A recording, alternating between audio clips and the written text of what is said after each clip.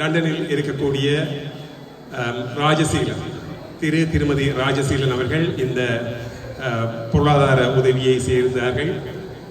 கடந்த கிழமை வெள்ளிக்கிழமை கணேச வித்தியாசாலயத்தில் நடந்த அந்த ஐசிடி திறந்து வைக்கப்பட்ட ICT lab and English development unit அதுக்கான பண உதவியை அதிபர்கள் அவர்கள் சொன்னது போல Lyca mobile deputy chairman Premanandan அவர்கள் அவருடைய மனைவியும் வழங்கியிருந்தார்கள்.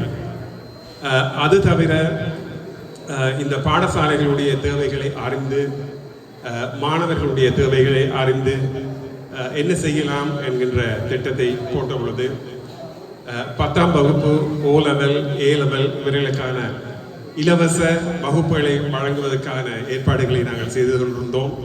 கடந்த 8 மாதமாக மிகவும் வெற்றிகரமாக அந்த இலவச பாடசாலைகள் நடந்து கொண்டிருக்கின்றன. கிட்டத்தட்ட 10 பாடங்களுக்கு மேல் 10 ஆசிரியர்களுக்கு மேல் இதில் பங்கு பெற்றி கடமையாற்றி கொண்டிருக்கின்றார்கள்.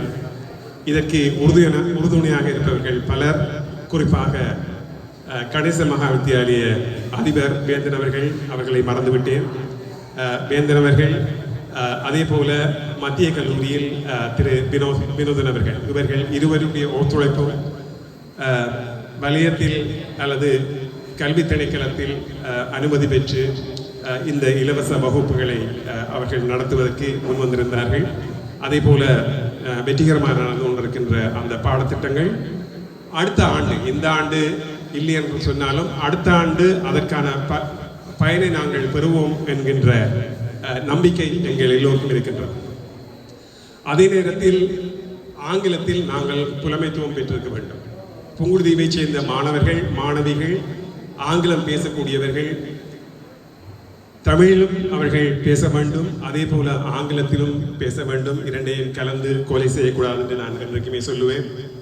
ஆங்கிலத்திலே புலமைத்துவம் பெற வேண்டும் என்றால் வழிமுறைகளை நாங்கள் செய்ய வேண்டும். அதன் முதல் கட்டமாக இங்கே நாங்கள் ஆங்கில வகுப்புகள் கணேச மகா வித்தியாலயத்திலும் மத்திய கல்லூரியிலும் 2-3 ஆசிரியர்களை கொண்டு ஆங்கில வகுப்புகள் நடத்தி கொண்டிருந்தாலும் அதற்கான புத்தகங்கள் எசென்ஷியல் இங்கிலீஷ் கிராமர் என்கின்ற புத்தகம் கேம்பிரிட்ஜ் யூனிவர்சிட்டி பிரஸினால் அச்சடிக்கப்பட்டது. உலக பிரசித்தி பெற்ற புத்தகத்தை 600 புத்தகங்களை நாங்கள் வாங்கி இங்கே விநியோகித்திருந்தோம்.